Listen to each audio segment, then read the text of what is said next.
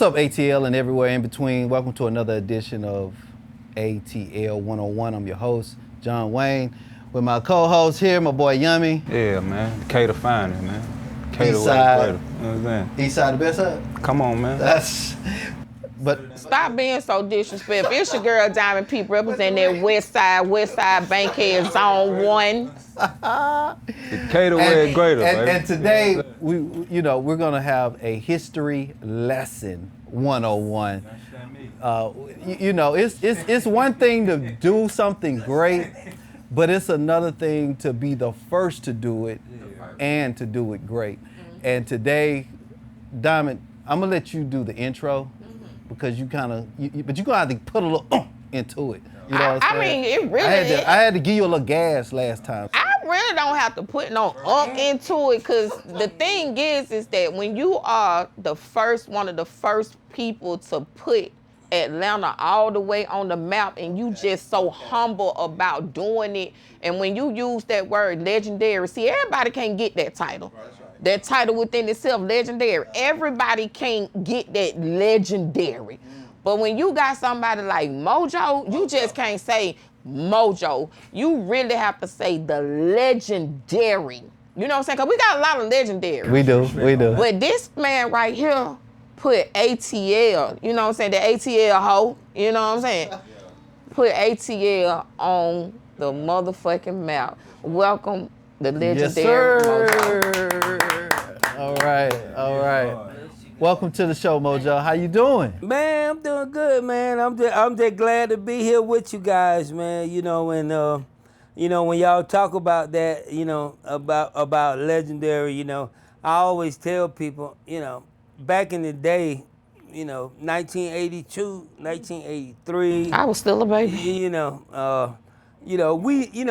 We were just having fun. Me, Raheem, all of us.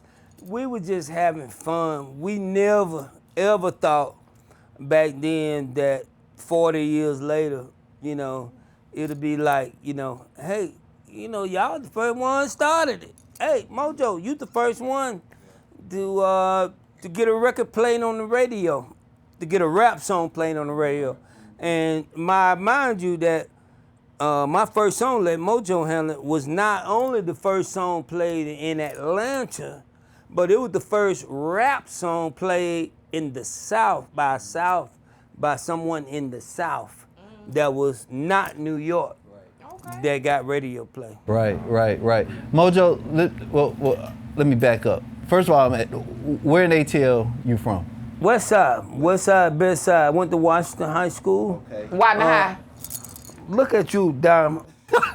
Look at you, Diamond. Washington High, baby. You understand, baby? So my mom and my dad done went there. My mom and my dad. Oh, Washington High. It Washington wasn't High, Washington baby. High. It was Washington High. I didn't say Washington, did I? Yeah, you said Washington, and you can't put it like that. You gotta say Washington High. baby. Washington High, baby. Washington High. Washington High, West Side, Best Side. You understand, baby? Dead part. So you went to Washington High. Grew up what area? Right there. I'm sorry. Well, you know, when you think I went about from the it. West Side, so Yeah. a lot of that, some of that slang, I didn't grow Don't do up that. with. Oh, okay. All right. Don't do that. I'm just saying. All right. But I mean, I want you to go there. I want you to go there, because I want to explain it to you. Because, you know, I want that. No, real talk. What you say, Young? Because West Side, we have our own slang. And I mean, so you have so many rappers that claim and say, yeah, I came from Bankhead. I came from the West Side, you know, and a lot of people did. Killer Mike, all my boys, all them they was actually like, you know, born on the West Side, you know, yeah. You understand me? Hey, Carl Grady. So MOJO, what part of the West Side were you from? I'm Martin Luther King. Okay. And Ashby Street. Okay. Right there by the AU Center. Yeah. I went to Right there by Washington. So MOJO, let me ask you this: like you said, back then y'all were just having fun, and never would have thought you know, that it would have blossomed into, you know, what it is today and that sort of thing. And obviously it was the culture of the West Side, it was the culture of the city as a whole, you know what I'm saying, that influenced you. But what pushed you, what drew you into music? Boy, listen, man, you go all the way back to World War II, because my dad played the band in World War II. My dad played clarinet in World War II, because back then they was drafted, and then of course he started playing saxophone, and he went to New York, got it with one of the bands in New York. So my dad was my biggest influence. You know, he bought me my first drum set when I was 6. Bought me an organ when I was 12, and all my influence came from my dad. What do you think it was about Atlanta as opposed to so many other cities just in the South? But why Atlanta, you think? You think Atlanta, was it anything special about Atlanta? I mean, you had black folks everywhere, right? I mean, especially in the South. In your opinion, what was it about Atlanta that bred some of what we stand on today? Well, you know, I mean, I can say 3 words: Martin Luther King. You know, Martin Luther King really put eyes on Atlanta, you know, back in the day. And of course, I came up under Martin Luther King's right-hand man, Ralph David Abernathy, who baptized me when I was 9 years old. At West Hunter? At West Hunter. Man, what you know about West Hunter, man? I didn't grow up on the West Side, but I'm ATL, you know what I'm saying? But no, exactly. But you know about West Hunter, yeah, that's why I came up at West Hunter, man. And up under Abernathy, you know. So I've always been, you know, close to the culture, you know, of Atlanta. And growing up on that side of town. Do you think there was a sound specific to the West Side, or was it just Atlanta as a whole? Well, come on, man. There wasn't no West Side sound. Back then you had Peabo Bryson. Who else we had? Raheem? We had Peabo Bryson and Peabo Bryson. Gladys Knight. Yeah, we had Gladys Knight. You know, Gladys Knight. Of course, you know, didn't know people know that she was from McDaniel Street. No. Yes. Oh yeah, Gladys Knight from McDaniel Street. Get out of here. Yeah, my great auntie owned a beauty shop on McDaniel Street, and she used to do Gladys Knight hair. So Gladys Knight was from Mechanicsville? She was over there by Mechanicsville, real talk. Whoa, by the Perfect Church. I met that in the restaurant. Wow. Oh, man, that up. That's crazy. Yeah. So, Hey, what? Hold on, Mojo. Why that wasn't a fun fact? Because I thought people knew that. And I didn't get to that part yet. I got a couple of... It was on the card. No, it wasn't on the card. It wasn't on the card. But I really thought that people knew that, though. I ain't know that. Yeah, because I did. Only MOJO would have dropped that jewel. well, you know, you got that. I mean, of course. No, when she did her thing, she said it. Oh, you... No. What he's saying is we rely on you for some of those type of things. And Oh, it's so many fun facts, though. I just didn't get to that one. But, yeah. Hey, y'all, don't put me in the middle of this. Don't put me in the middle of this. No. Don't put me in the middle of this. But see, a person that know everything don't know nothing. You see what I'm saying? So you can't expect, you know. So you know, that's why it's called a learning experience. Hey, but that's what we here for. so Exactly. Mojo, so Mojo, you got saved at West Hunter, baptized by Reverend D. Abernathy. So how did you slide into music and become, you know, making music? I mean, like I said, it came back to my dad, and I've been in music all my life. Started playing drums at 6. My dad bought me a keyboard when I was 12. Came up through Washington High in the marching band. I played drums, because I played drums all through high school. Were y'all rocking it back then? Man, Washington High, we were the best black school in the state back in the early 80s. 70s, early 80s. Shout out to Mr. Bobby G. Jordan. Rest in peace. Yeah, that's my band director. Okay. So you coming out of school, you playing in the band. Talk to me and us about when you started recording and making music. Okay, hey, but that's a good question. I mean, not a good question, but it's an easy question. Hip hop, the hippie to the hippie to the hip hop, you don't stop. Rock it up, baby, bounce to the boogie, the baby. Listen, man, when that song came out, we went ballistic. We went ballistic when that song came out.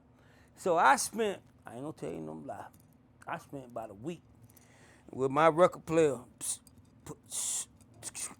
That means I'm writing the song down, putting the record on, let it play a little bit, take it up, write it down a little bit, take it up, write it down a little bit. Man, I learned that song, man. It took me about a week. But when I learned that song, The Rapper Delight, I went back to Washington High, and I went in the halls and started rapping that song, and the whole school came out. I mean, the whole school came out to hear me rap that song. You know, that's how big that was. And I mean, the rest is history, believe it or not, for us hip hop. But when Rapper Delight came, boom. I mean, for me, oh my God, I'm like, but it took me, that was a long song. That song about 6 minutes. That song about 6 minutes. I'm talking about macaroni and cheese. Actually, when I got back to the end, I was like, okay, I'm like, okay, I'll do this. Right. So then, of course, I used to go around the parties, King Ridge and everybody in South Side, where Raheem was at Thayer High School, and we go around King Ridge and all those places. And hey, man, I say, just put on Rapper Delight because they had an instrumental version. Okay. You know, 12 inches. We had 12 inches then. I mean, 12 inches, that means that the front side is the vocal and the flip side is instrumental. Right, exactly. Yeah, man, but I mean. So they would play. You would have them play the instrumental. Oh yeah, and then you would rap over. And then you would rap over. I mean, word for word. Matter of fact, I had somebody that gave me some heat about Run DMC, because when they first came, they came out right behind, and I did Sucker MCs. And I rap Sucker MCs over It's Like That or something I did. But anyway, one of my friends tried to get on me about that. But then that's when I learned that people from New York don't like you. And then when I learned, I said, okay, let me write my own music. Because I didn't know. I mean, we song, anybody's song, you know what I mean? You know, I'm like, it was a friend of mine, and I did. But what you just said is not only historic, but that experience that you say you just had really is what birthed the Atlanta music scene. Yeah. That was history right there. That was the making of the history right there. When you made that decision right then and there to make your own, little did you know that you was basically birthing music in Atlanta, from Atlanta, of Atlanta. Wow. You know, and you know. Do you remember where you were at that moment? I mean, of course, man. And you know, my good friend, Raheem the Dream. He always tell the story, but I'm gonna tell it. I opened up a disco lounge in right up the street from my high school, and it was like 81, 82, and Raheem's dad was, of course I didn't even know Raheem, but his dad was running the place. I said, hey man, you got a big place here, man. I'm like, man, let me throw some parties up in here, man. And he said, okay. So I went to passing out flyers, and man, boy, we had people all over from Decatur. People from Decatur didn't come to Atlanta back then. But I had people from Decatur coming to the west side, Martin Luther King and Ashby, right there at the corner. Actually, in the place, and to give you some more history, the place was the Ashby Theater. Now, you say, what is the Ashby Theater? The Ashby Theater was the first theater in Atlanta that blacks could go. Where was it actually? It's on the located? corner. It's still right there. Corner Martin Luther King and Ashby. Oh, where the Joseph B. Lowry, Yep, right yep. there. Okay. And then you'll see it. It's still there. Okay. Yeah, it's still there. And that was so that's why I started, doing parties. So why people from the east side really didn't come to the city? I don't know. I mean, it was just that. But I guarantee you, at that time, I never forget. No, we wouldn't. We didn't have. That's one thing about it. We did not have crime. That wasn't y'all time. No, we did not have crime. We did not. And I'm glad you said that because I throw some parties with a bunch. I mean, with like packed in. I never had anyone to get shot. Never had anyone to get cut. Now, if you got beat now, That boom. was another thing. But that's a good point you make. And one of the ongoing things about how rap has evolved and some would say degenerated and over time and that sort of thing. Would you, and you just made a point, like during that time, that wasn't crime. Like people would party, people was rapping and all that. Do you think it's, in your opinion, do you think it's based on the type of music that back then, what would you say y'all were rapping about? Well, I mean, it's the same thing I'm doing now. My thing was about I did party music. Party music. I did dance music. Dance music. And I got 2 dance songs coming out that's getting ready to come out within the next month. And I did dance music, party music. I ain't got nothing to do with it with nobody else. But do you, as basically as a historian of the game though, in your opinion, do you think because the subject matter for rap has changed over years, do you think that has influenced people's behavior, or you wouldn't go that far or make that association? I just want to know what's your opinion. I mean, come on now, real talk. You go and and you know what? And this just came to my mind as you asked me this question. You get a girl, you and your girl go over to the house, you light a candlelight, put on some Teddy Pendergrass. Does that influence? You know what I mean? I mean, you put on some Teddy Pendergrass or some. Hey, what Teddy say? Take it off. That was a little aggressive though. I ain't gonna hold it. Take it off. Oh, Teddy. Man, look at him, man. I ain't gonna even go there, boy. But man, A little aggressive. A little hey, aggressive. man, listen. Turn off the light, man. Boy, what? Man, don't even go there. Oh, Big Pun over there laughing about that one. So we have this thing, Mojo, where we do top 3, where we ask our guests to give us their top 3 of this or top 3 of that. And if you had to identify for us, in your opinion, the top 3 most influential songs of Atlanta that came out of Atlanta, what would those be in your opinion?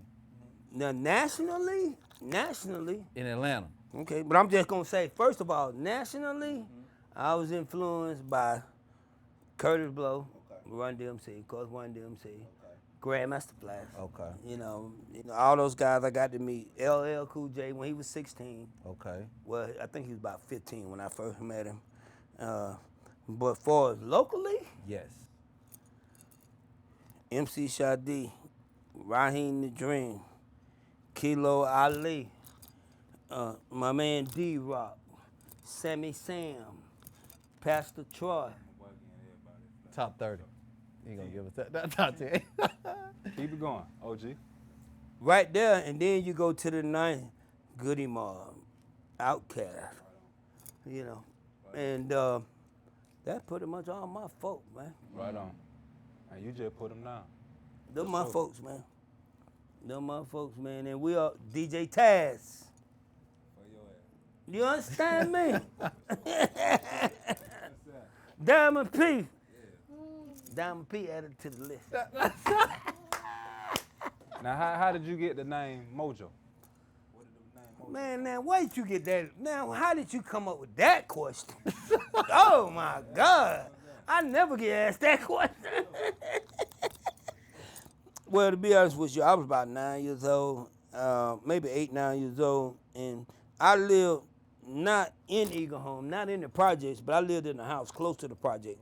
So in the projects, they had this big merry-go-round, and they would get us on there, the little boys and the big boys would come up there, and they start spinning. Fast. Yeah, spinning fast, so we couldn't get off.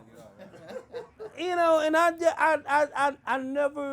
never forget that day, man. I was about 9 years old. I was like, whoever spinning this merry-go-round, I say your mama got 15 mojos, and they were just cracking up. And they just kept spinning. I say, whoever spinning this merry-go-round, I say your mama got 10 mojos.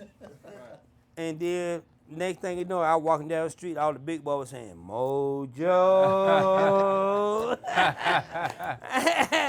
They're like, Mojo. And the rest is history. The rest is history. Well, I was about 9 years old. I was about 10 years old when they started calling me that. So Diamond, you gonna hit us with some fun facts while we got Mojo here? I think he just dropped a fun fact. He dropped a fun fact about Gladys He Knight. he did all the fun facts. What, you I told you a person that know everything don't know nothing. was that toward you or me? I don't know. What? It's not personal. It's not. Now, I'm telling you one thing I ain't never seen What? in my life before now. They finna push it on. OG got a toothpick in their hair now. That real pimping going on, you know what I'm saying? Hey, OG got that motherfucker on deck, Jack. You understand me? Hey, man. You understand me? Hey, You understand me? Hey, man, say, man. You hear me? Come on, man. Oh, I was trying to hide it for the I interview. see. Yeah, man. Picking up what you putting down, Jack. Yeah. So Mojo, so usually Yummy do ATL wordplay, right? Okay. But you here, so you give us some ATL wordplay from back when you. What do you rapping mean? What and do you doing mean when you say the word? lingo? Some ATL lingo. What were y'all saying back then? Like, what was the phrases? Yeah, y'all used. Afraid that pay, you know what I'm saying? Mojo, you know what I'm saying? It's funny y'all say that because I got a song I just recorded a couple days ago, and of course I got my Yeek song coming out at the end of the month. But I just recorded a song a couple days ago, and the name of it is "I Don't Care How I Look, I Just Want My Picture Took." Now that's ATL lingo. You got yeah, man. Hey, what the move is? Right on. What Right the move on. is? Yeah. What the move is? You know what I mean? Right on. What the move What's is? up? What's up? Yes, Lord. Nah, that's right. Yeah, too. you know, it's funny y'all say that because I can talk to a person and I can tell right then they from the A. Right. Just from the lingo. Yeah. It is a special lingo, man, because you know we. It's unlike anything else now. Yeah. For sure. Go Yeah. anywhere in the world. Yeah. That's why I say what. That's why I say what the move is. So Mojo, describe the West Side back in the day. How would you describe the West Side? Man, listen, man. Most of the documentaries I've done, and they want to go back into to my days, and I hate this, I hate to bring it up, but it was during the Atlanta child murders back in the late 70s. Yeah, we had black kids that was turning up missing. Matter of fact, a couple guys I knew that turned up missing that was deceased. And I never knew the guy that they evicted of it, but of course he said that he knew me. But at that time, we were very kind of apprehensive. You know, we was kind of, we didn't want to go out nowhere. And of course, then 1982, everything stopped. Because the guy was convicted of he convicted of a couple of murders, but whatever happened, Right. whether he did it or not, It stopped. it stopped. Would you say that really paralyzed the city? Oh, it was paralyzed, no doubt. From a sense of fear, people, like you said, didn't want to go out, didn't really want to move around too much. Everybody just stayed. Well, it was mostly us that was teenagers, because most of the people that was coming up missing was teenagers. It wasn't nobody 40, 50 years old. Cause my friend Jimmy Lee Payne, he was probably the oldest one, and I knew him very, very close, and he was probably the oldest one that was involved in that lost his life. But we were apprehensive. Of course they had a curfew. Back then. They need a curfew now. but we had a curfew, man. We had to be off the street. If you was under a certain age, you had to be off the street by 10, 11. Okay. By 10, 11 o'clock, you had to be off the street. And right. Actually, Atlanta has a curfew. It's just they don't enforce it. But I think just can't tell. Well, it must not be made public. I don't know. Maybe they don't know about it. And big shout out to Mel Dickinson. He good friend of mine. Okay. Good friend of mine. I'm sure he's doing the best he can. But but that's where. And then after that, man, 1982, the conviction went on, and I think it was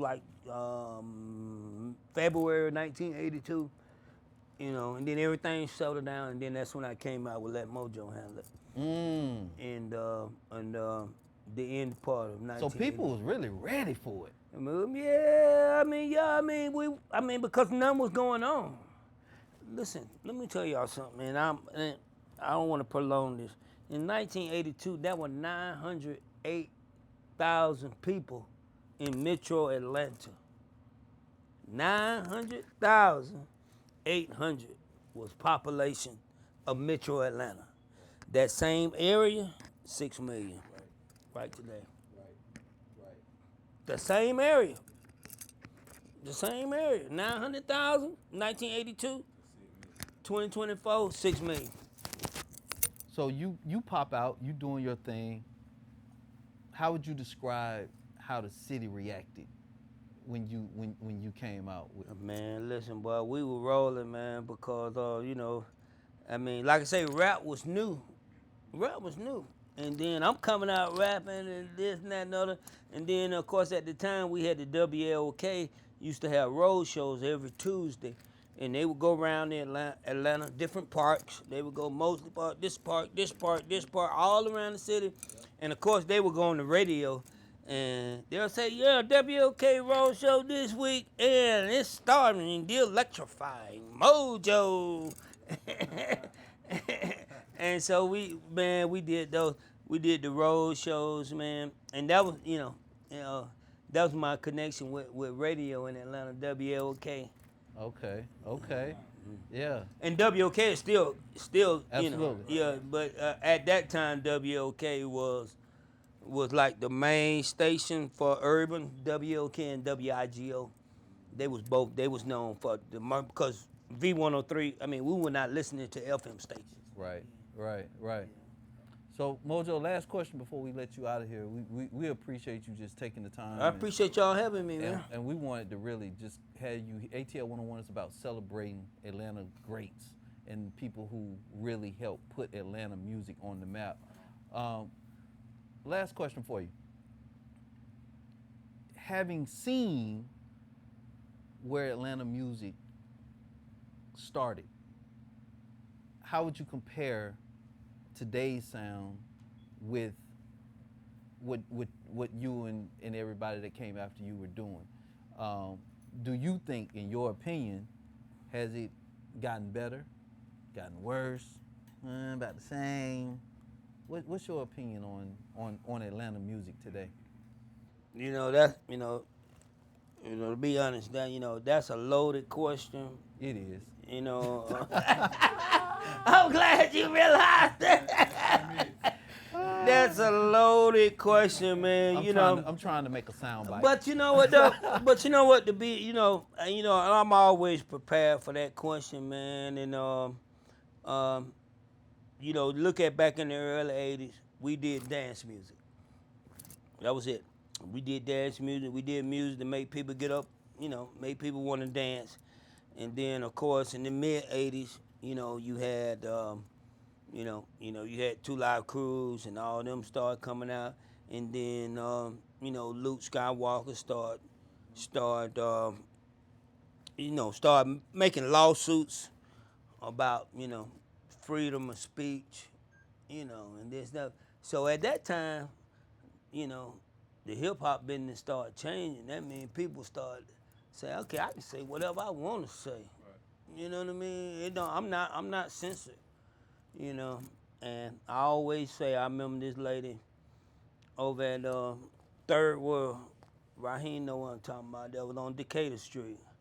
And she told me, said, Mojo, if you don't start cussing, you ain't gonna sell no record. You don't start cussing. I'm like, well, and she was pretty about right about that time. You know what I mean? I'm like, you probably about right, So then that's when I decided to go to the private sector, and just get me a day job, And of course I worked my day job forever. But I could not make that transition. And I'll tell people anytime, because a lot of people say, Mojo, you gave it up, man. You gave it up. No, I did not give it up. I just could not make that transition. Right. I could not make that I couldn't go out and say certain things that I wasn't, you know what I mean? Yeah, you know what I mean? You know what I mean? And that was just me. Right. And the good Lord blessed me. His good Lord done blessed me over the years. And I'm able to come back around in full circle and try to do some things. But now, the music now, the only thing I have to say about the music now, and I will tell any artist, and I put it in simple plain, whatever song you make, be able to play that song to your kids. Right on. Whatever song you make, be able to play it in your car. Damn, we ain't gonna have no music. You know what I mean? Be in the car. Well, they got edited versions now, so they make. Okay, so edited versions. But I've seen them up playing in their car without the edited version, with 5, 6, 7-year-olds in the back seat. Come on, man. That's all I say. I ain't got nothing. I have nothing to do, because it's a money-making business, and what makes money, that makes money. But I would not sell my soul. Y'all give it up for MOJO. MOJO, thank you so much. Thank you. On behalf of ATL 101, we glad you came through, blessed us. 20 grand? Yeah, 20 grand. Man, shit. 20, man, what they ain't done? Hey, ATL 101, MOJO, thank y'all. See you next time. Big Pun.